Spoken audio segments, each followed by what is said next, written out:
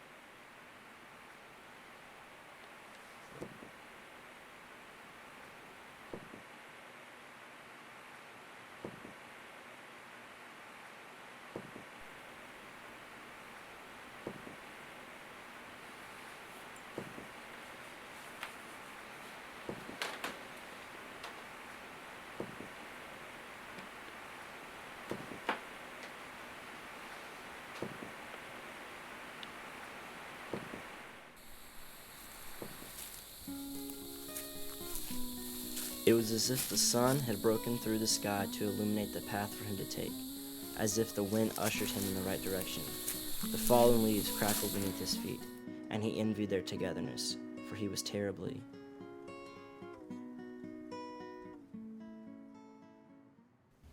The high grass was thick and increasingly uncomfortable. The upward climb to the top of the hill was nothing short of exhausting. She had walked for miles, although many more remained for her tiring feet. But the sun was shining upon her in a way that spoke to her in the form of endurance and warmed her with hope. Her feet moved on to fight the distances that kept them apart.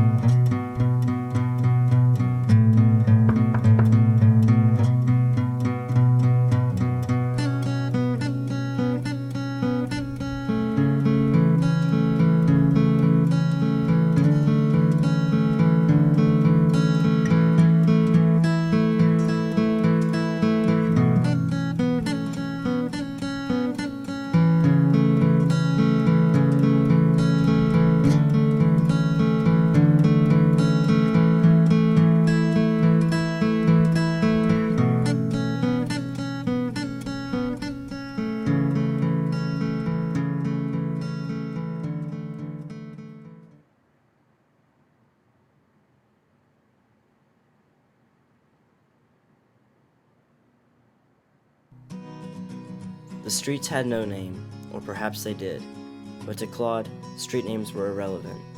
Only the warm concrete beneath his feet mattered. This sprawl of pavement would eventually bring him to a destiny fulfilled. It would bring him to Adeline. Among the empty, motionless swings, Adeline glided through the scene as if it was a distant and faded memory. She felt a poignant twinge of déjà vu being there, as if these surroundings held some sort of sentimental value to her. The day was growing old. The night was inching closer. His eyes were getting tired. Her body was exhausted. But there was never a question of, is it worth it? Claude would continue for miles. Adeline would go on for days. If it meant fulfilling a destiny, if it meant bringing them together. There was nothing left to do. But run.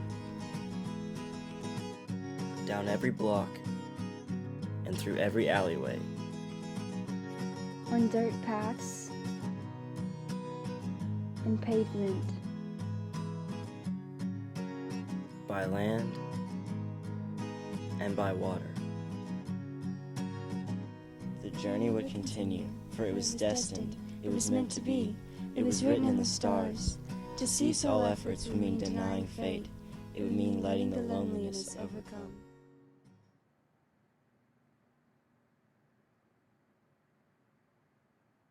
The sun had reached its twilight and seemed to drip tiny specks of gold over the horizon.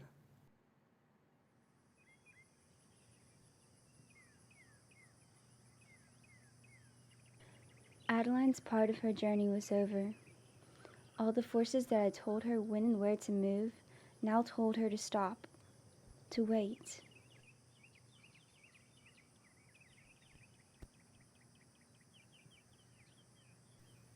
There was a gleam of light where the sun met the water in what appeared to be a small pond.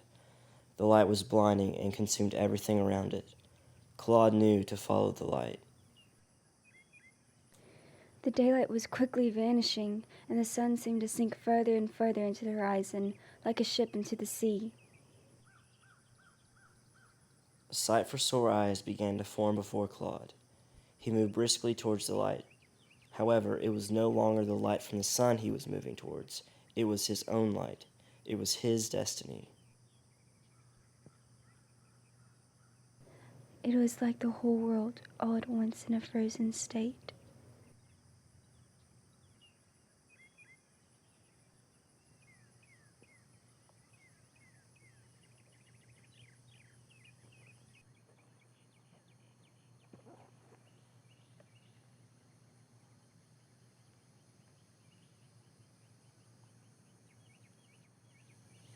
Hello, Adeline.